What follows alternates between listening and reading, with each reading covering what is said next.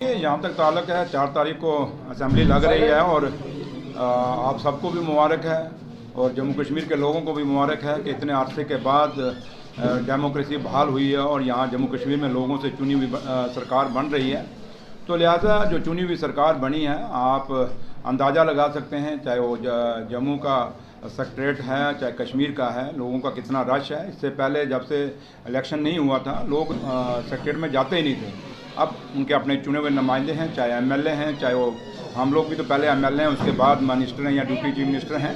तो लिहाजा अब लोगों को एक उम्मीद जगी है कि, और ख़ास कर नौजवानों को, कि हमारे काम होंगे। जो हमारे लोगों की जो एक्सपेक्टेशंस हैं, उन लोगों की एक बड़े ज़्यादा एक्सपेक्टेशन हम लोगों से हैं और हम भी हमेशा यही दुआ करते हैं कि हमें इतना हौसला मिले, इतनी ताकत मिले कि हम लोगों की उम्मीदों पे, लोगों के जो विश्वास है उस पर खरे उतरें। जिस तरह से स्टेट उनका मुद्दा है, बिना स्टेट उनके आप बड़े फैसले नहीं ले सकेंगे, क्या करेंगे? आपको किसने कहा कि हम बड़े फैसले नहीं ले सकते? कौन से बड़े फैसले कहते हैं? आप पढ़ लीजिए जो एक्ट है, रियूनाइजेशन जो एक्ट बना हुआ है, उसके अंदर कहाँ सरकार को पावर नहीं है। इसलिए ऐसी कोई बात नहीं है। एक आध कोई होगा डिपार्टमेंट बाहर होगा, वरना हम सारी पावरें हमारे पास हैं। और जब हम इलाकों में घूम रहे हैं तो अपने काम के लिए घूम रहे हैं। लेकिन हाँ, ये ज़रूर है कि आपकी बात को मैं कहीं ना कहीं इसलिए इसको मैं ऑन करता हूँ कि स्टेट बननी बहुत ज़रूरी है, क्योंकि स्टेट के बगैर लोगों का एक जो सही एक सरकार जब चलती है, स्टेट बनी हुई है, उसमें सारा कुछ उसके अंडर होता है। उन चीज़ों के लिए कहीं ना कहीं थोड़ी बहुत दिक्कत है। लेकिन ओवरऑल जो फैसले हैं, जो लोगों के काम हैं, छोटे मोटे काम जो होते हैं, जो वो फैसले हम ले सकते हैं, ऐसी बात नहीं। चाहे रोज़गार का मसला है, चाहे वो डेवलपमेंट का मसला है, चाहे किसी तरीके भी जो काम है, आप देखें जब से हम लोग बने हैं एक माहौल बन रहा है और ऑफिसरों के अंदर अकाउंटेबिलिटी कहीं ना कहीं आई है। आप समझते हैं, चंद रोज पहले मैं जम्मू मेडिकल कॉलेज में गया था और जो हालात हमने देखे, जो लोग कहते थे अच्छे दिन हैं, हमने उनको दिखाया कि कौन से अच्छे दिन हैं। तो लिहाजा अब मैं जो मुझे सुनने आ रहा है कि वहाँ थोड़ी सी अब मेडिकल कॉलेज के अंदर भी हरकत हुई है। आपको भी जाना चाहिए, देखना चाहिए, और जो चीज़ें कुछ अगर कहीं ऊपर नीचे हैं तो आप हमारे नोटिस में लानी चाहिए। तो लिहाजा क्योंकि मीडिया का भी अपना एक काम है और उस काम के तरीके से आप लोगों ने करना चाहिए। बाकी एक चीज़ मैं आपको कह दूं, जो लोग ये गलतफहमी, अगर हमारे पास पावर नहीं तो फिर जो बीजेपी ने फिर इलेक्शन कराया क्यों? फिर बीजेपी के लोग अपने क्यों लड़े इलेक्शन? वो एमएलए क्यों बने? अगर हमारे पास पावर नहीं तो बीजेपी के एमएलए के पास कौन सी पावर है? इसलिए ये कन्फ्यूज़न क्रिएट करने की बात मत करिए। बात ये है कि सच्चाई ये है कि लोगों की चुनी हुई सरकार है और लोगों ने जो चुन के हमें भेजा है, फैसले करने के लिए भेजा। और आप खुद कह रहे हैं कि असेंबली लग रही है, तो असेंबली में क्या होता है? यही सवाल जवाब होंगे। तो फिलहाल तो ये असेंबली जो है जो लग रही है 4 तारीख को, पहले दिन तो स्पीकर का इलेक्शन होगा, उसके बाद ऑब्जरी है जो आपके पास प्रोग्राम आया होगा, और उसके बाद गवर्नर एड्रेस के ऊपर डिस्कशन है। तो लिहाजा थोड़ा छोटा सा ये सेशन है, चलेगा। लेकिन उसके बाद जम्मू में आएगा दरबार, जम्मू में लोग आएंगे, हम लोग बैठेंगे, फिर आपसे बात करेंगे। आज जो है ड्यूटी पड़ी, आज के दिन ड्यूटी पड़ी थी, बीजेपी इसको सेलिब्रेट कर लिया है, इसको किस तरह से देखते हैं? उनको खुशी हुई होगी, बट हमने तो कभी इसको ऑन नहीं किया। हम तो वो लोग हैं, हमने यूटी से स्टेट बनते हुए देखे हैं, स्टेट से यूटी नहीं बनती हुई देखी हुई। तो इसलिए अंदर से अगर आप जो बीजेपी के लोग आप कहते हैं बना रहे हैं, अगर उनका अंदर से आप नार्को टच करो, अंदर से वो भी दुखी हैं कि स्टेट जल्दी बननी चाहिए।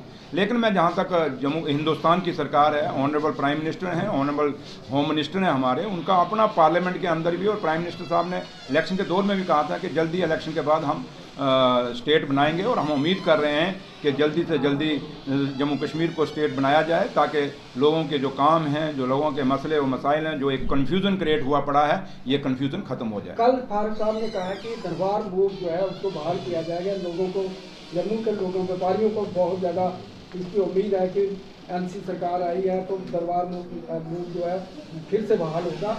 और उन्होंने कहा है कि जिससे व्यापारियों को काफ़ी फायदा होगा। जब से बंद है काफ़ी परेशानी रही है व्यापारियों को, क्या कहेंगे? देखिए, मुझे नहीं लगता कि जम्मू के व्यापारी परेशान है। अगर परेशान होते तो बोर्ड इधर डालते, बोर्ड उधर ना डालते।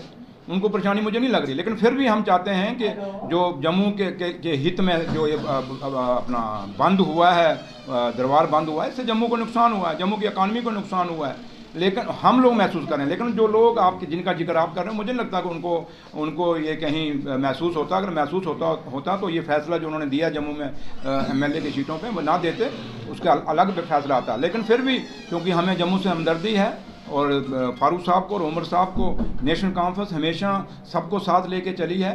तो इसलिए नेशनल कॉन्फ्रेंस का हमेशा हमारा एजेंडा रहा और पहली कैबिनेट मीटिंग के अंदर भी हमारी ये डिस्कशन हुई।